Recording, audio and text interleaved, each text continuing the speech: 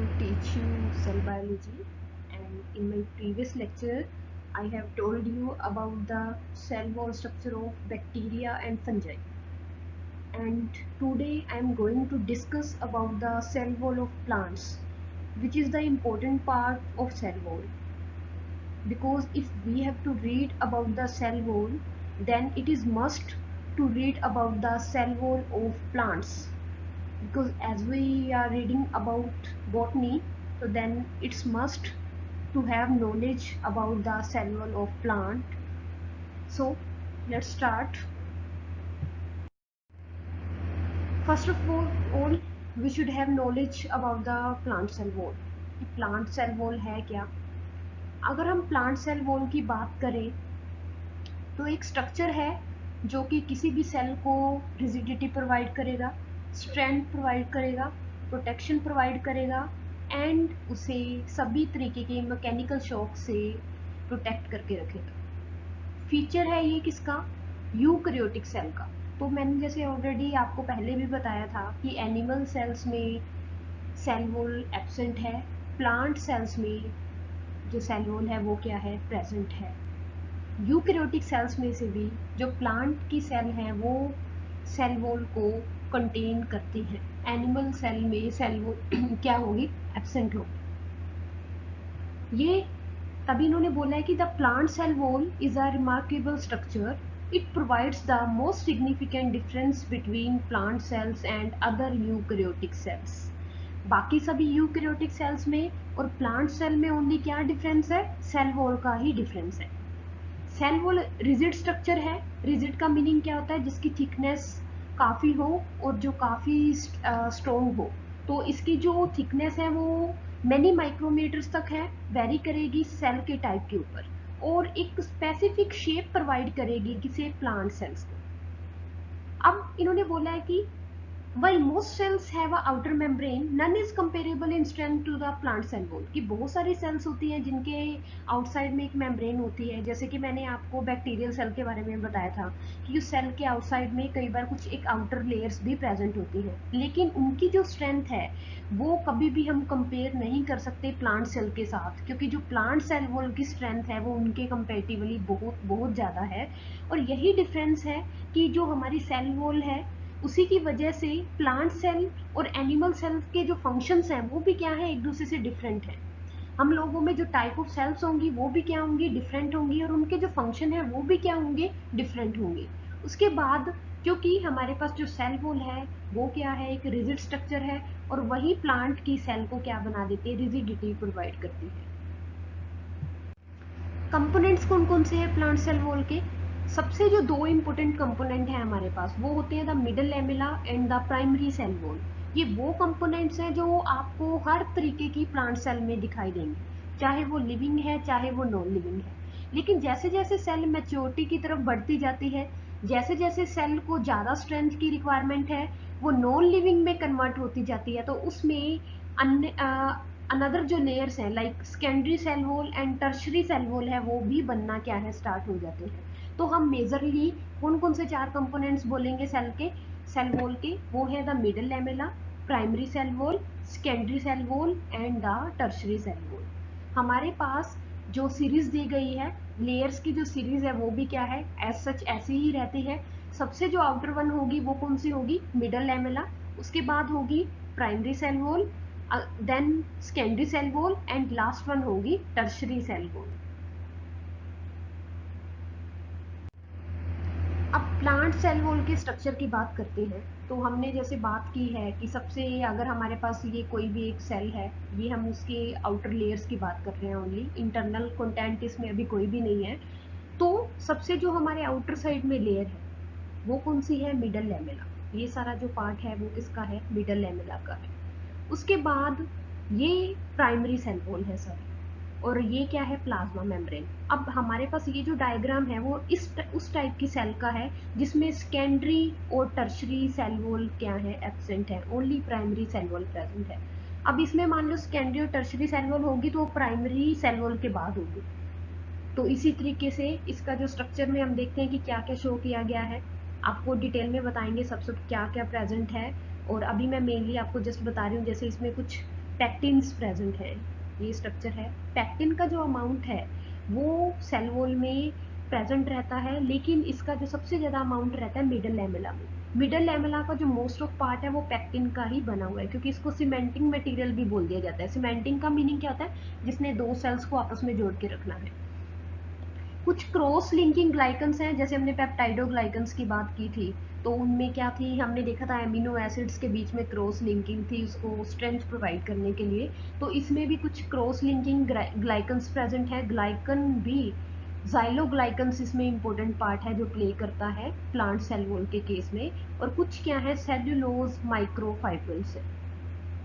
और last one हमारे पास क्या है, प्लाज्मा मेम्ब्रेन। प्लाज्मा मेम्ब्रेन के भी सारे स्ट्रक्चर के बारे में हम डिटेल में पढ़ेंगे इन नेक्स्ट कमिंग लेक्चर्स।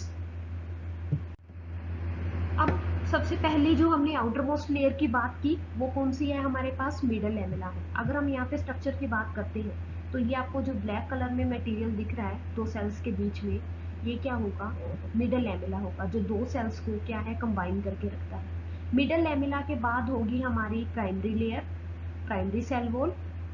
उसके इनर अगर होगी तो क्या होगी, secondary, and after that tertiary. इस तरीके से इनकी क्या होगी, अरेंजमेंट होगी। तो it is present between two adjacent cells, दो जो नियर अबाउट सेल्स हैं उनके बीच में प्रेजेंट होगा।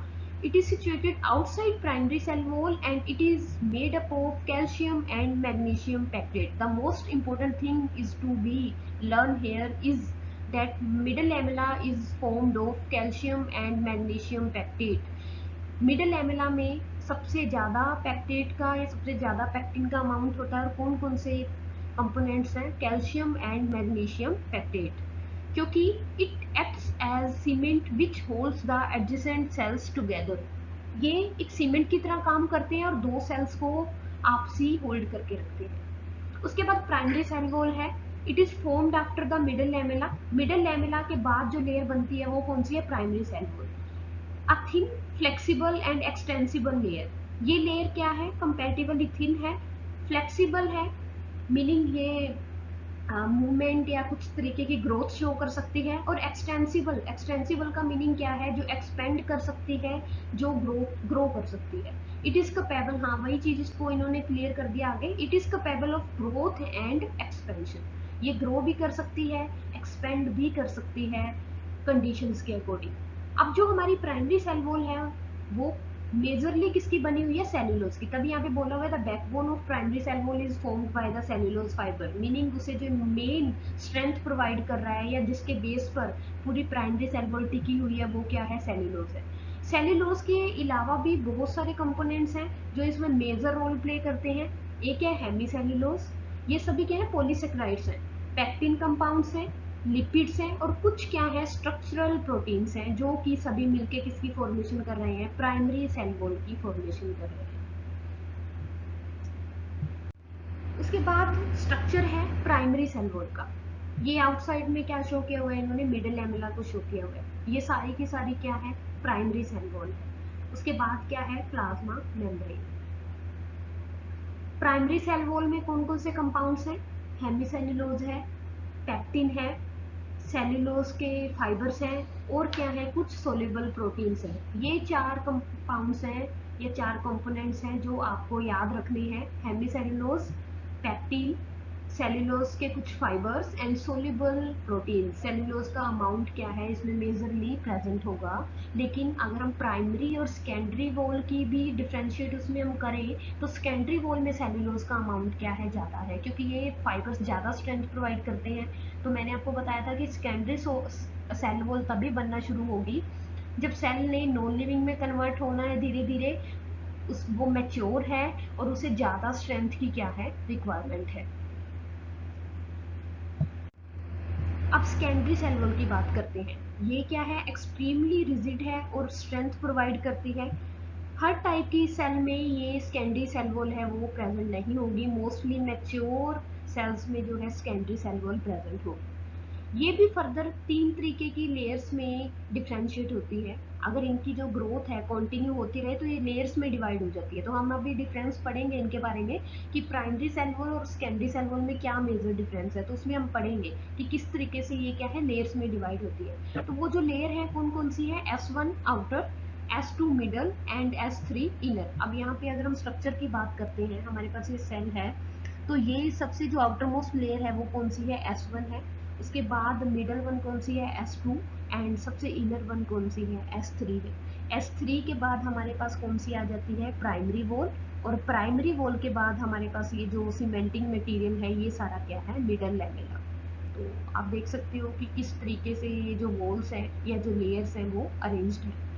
सेकेंडरी सेल वॉल बना होता है सेल्यूलोज का, हेमीसेल्यूलोज का एंड लिग्निन। लिग्निन यहाँ पे आपको याद रखना है, लिग्निन एक हाइड्रोफोबिक मटेरियल की तरीके से बिहेव करता है, वाटर रेजिस्टेंस मटेरियल की तरीके से क्या है, बिहेव करता है, और सेकेंडरी वॉल में इसका जो अमाउंट है वो क्या है, सबसे ज्यादा है।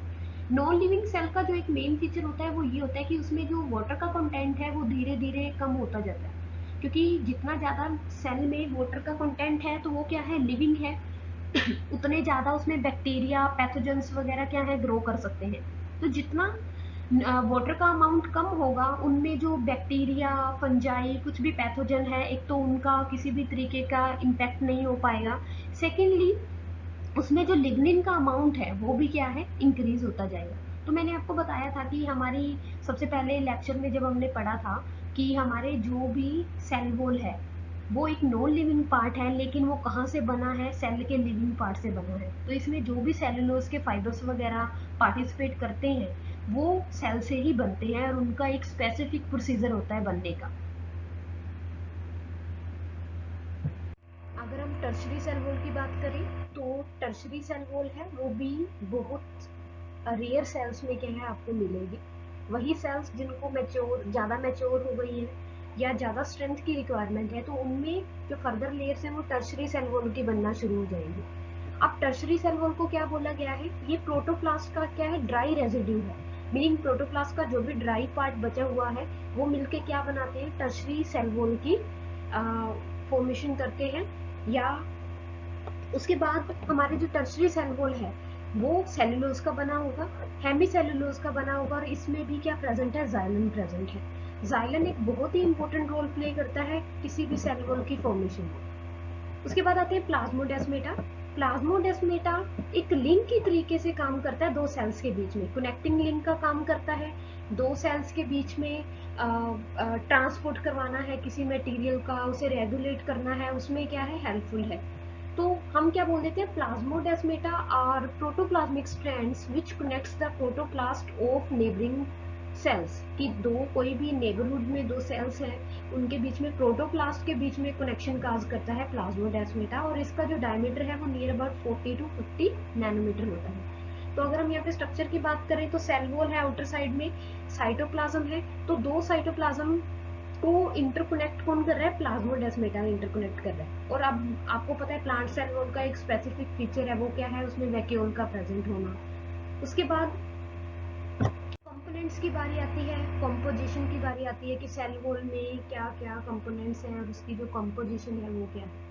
तो जैसे पहले भी बताया था आपको कि इसमें सेलुलोज प्रेजेंट होगा, हेमी सेलुलोज प्रेजेंट होगा, पैक्टिन्स प्रेजेंट हैं, और कुछ एल्कोहलिक या फिनोलिक्स कंपाउंड हैं, और प्रोटीन्स, इसमें स्ट्रक्चरल प्रोटीन्स हैं जो प्रेजेंट हैं।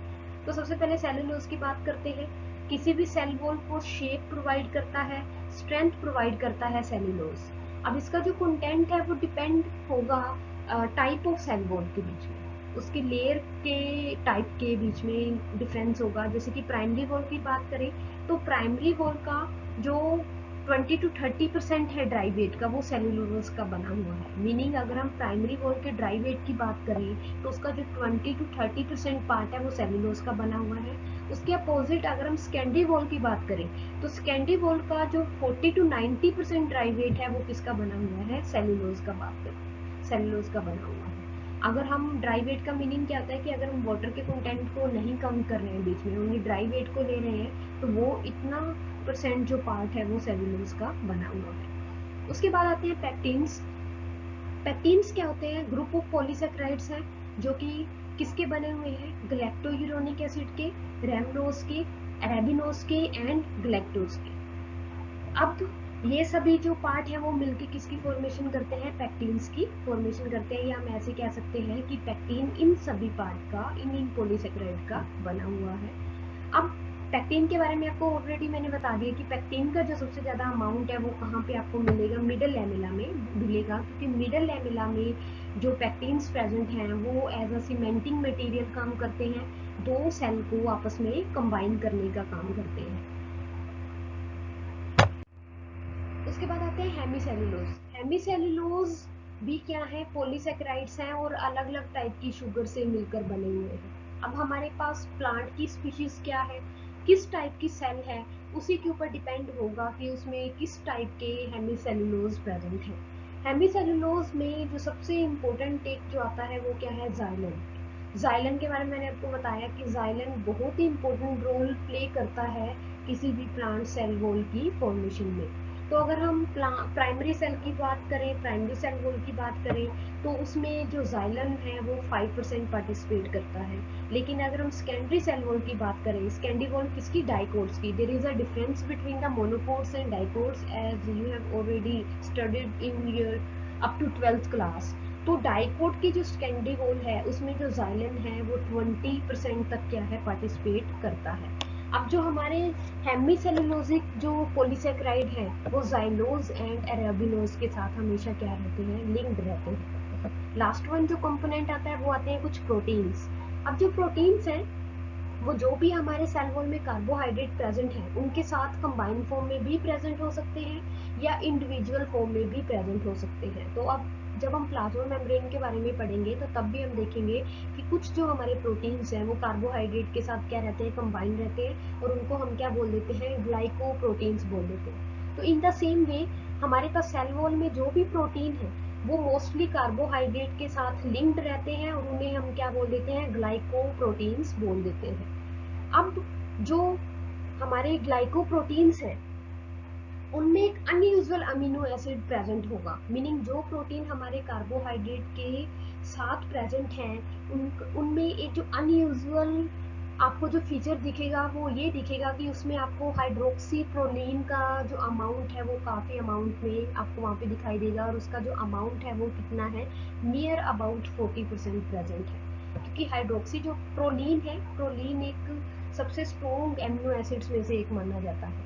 तो जहाँ पे भी आपको ग्लाइकोप्रोटीन्स दिखेंगे वहाँ पे आपको हाइड्रोक्सी प्रोलीन का अमाउंट भी साथ में दिखाई देगा।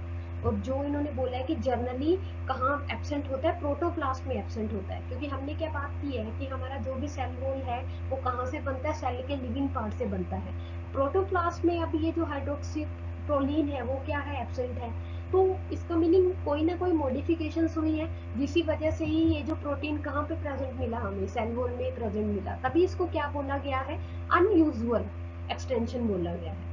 अब इन्होंने एक बोला है कि ये एक्सटेंशन आपको कहाँ कहाँ मिलेंगी, प्राइमरी सेल वॉल में, किसकी, डाइकोट की, और वो वहाँ पे कितना परसेंट पार्टिसिपेट करेंगी, 1 से लेकर 10% जो है वॉल का उस उतना जो मटेरियल है वो किसका बना होगा, इस तरीके के प्रोटीन का बना होगा।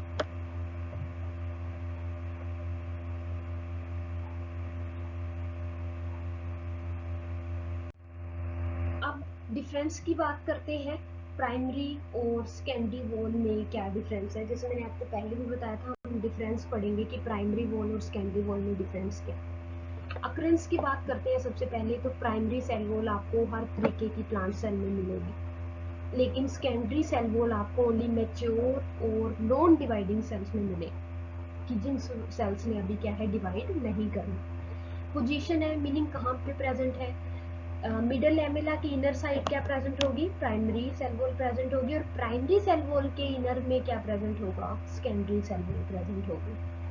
उसके बाद नेचर क्या है, प्राइमरी सेल वॉल क्या है, इलास्टिक है और एंड थिनर है कंपैरेटिवली किसके, सेकेंडरी सेल वॉल की। सेकेंडरी सेल वॉल ज्यादा रिजिड होगी और इन इलास्टिक होगी और इसकी थिकनेस भी क्या है, ज्यादा होगी। ग्रोथ की बात करें, ग्रोथ प्राइमरी सेल वॉल की जो ग्रोथ है हम इसको क्या बोल देते हैं, इंट्यूससेप्शनल।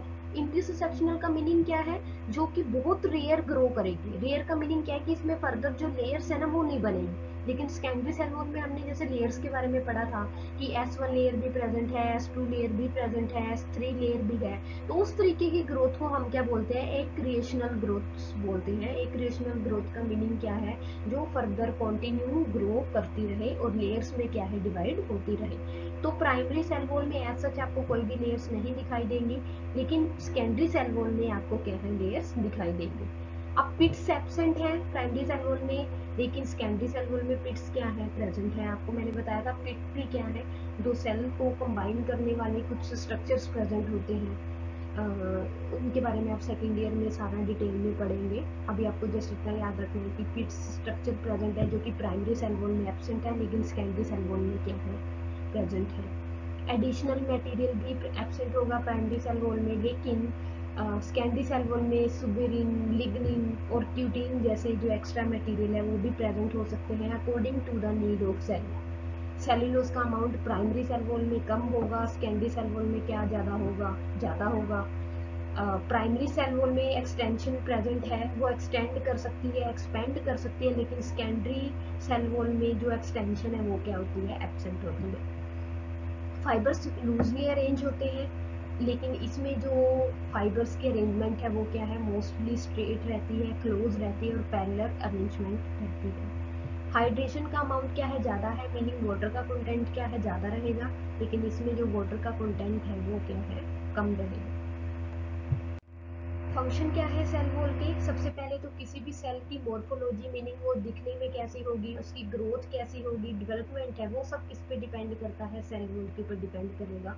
जितना सेल वॉल अलाउ करेगी किसी भी सेल को ग्रो करने के लिए, डिवाइड करने के लिए प्रिपेयर करेगी, उतना ही वो सेल क्या है, ग्रोथ शो करेगी।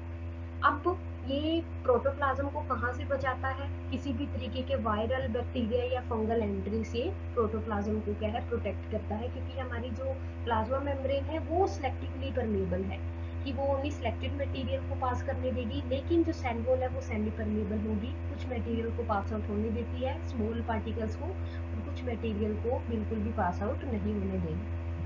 उसके बाद ग्रेविटेशनल फोर्सेस से प्रोटेक्शन करके रखता है, क्योंकि जितना ज़्यादा सेल रिजिड होगी, स्ट्रॉन्ग होगी, उतना ज़्यादा उसके ऊपर ग्रेविटेशन का इम्पैक्ट क्या होगा, कम होगा। वरना ग्रेविटेशनल फोर्स के बारे में हमें पता है, वो सारे मटेरियल को कभी भी एक जगह पे विथस्टैंड नहीं करने देगा। तो हमारी सेल वॉल के रिजिड होने की वजह से ही हमारे जो प्लांट हैं, अगर वो मूव नहीं कर पा रहे हैं तो उनको ग्रेविटेशनल फोर्स से बचाती है कौन, सेल वॉल। मटेरियल का एक सेल से दूसरी सेल में या सेल के आउटसाइड इनसाइड जो भी ट्रांसपोर्ट हो रहा है वो किसके थ्रू कंट्रोल हो रहा है, सेल वॉल के थ्रू कंट्रोल हो रहा है। उसके बाद टर्गर प्रेशर के बारे में आपने सुना होगा, जैसे ही वाटर की एंट्री होती है किसी भी सेल में तो उसमें एक ऑस्मोटिक प्रेशर जनरेट होता है। ऑस्मोटिक प्रेशर के अपोजिट एक प्रेशर वॉल के थ्रू से ऑपरेट किया जाता है या जनरेट किया जाता है, जिसे हम वॉल प्रेशर या टर्गर प्रेशर बोलते हैं। टर्गर प्रेशर हमेशा अपोजिट रोल प्ले करता है किसके, ऑस्मोटिक प्रेशर के, ताकि जो भी हमारी सेल वॉल है वो ज़्यादा एक्सपेंड ना हो, हमारी सेल ज़्यादा एक्सपेंड ना हो और वो ब्रस्ट ना हो जाए। तो टर्गर प्रेशर कहाँ से बचाता है, सेल को ब्रस्ट होने से बचाता है और बहुत ज़्यादा हाई ऑस्मोटिक प्रेशर से भी बचाता है। तो ये भी एक किसका किसका फीचर है, सेल वॉल का फीचर है। तो ये सारे क्या हो गए, हमारे पास फंक्शन हो गए। स्ट्रक्चर के बारे में पढ़ लिया हमने, सेल वॉल में कौन कौन से स्ट्रक्चर प्रेजेंट हैं। उसके बाद स्ट्रक्चर में कंपोनेंट्स कौन कौन से प्रेजेंट हैं। आई थिंक सो आपके जो भी बीएससी के सिलेबस रहेंगे उसमें सेल वॉल का इतना पार्ट मोर देन इनफ है। नेक्स्ट लेक्चर में हम लोग प्लाज्मा मेम्ब्रेन के बारे में पढ़ेंगे। प्लाज्मा मेम्ब्रेन क्या है, उसका स्ट्रक्चर क्या है, किसने बताया प्लाज्मा मेम्ब्रेन के बारे में, कौन कौन से मॉडल थे प्लाज्मा मेम्ब्रेन को डिफाइन करने के लिए। सो तब तक थैंक यू।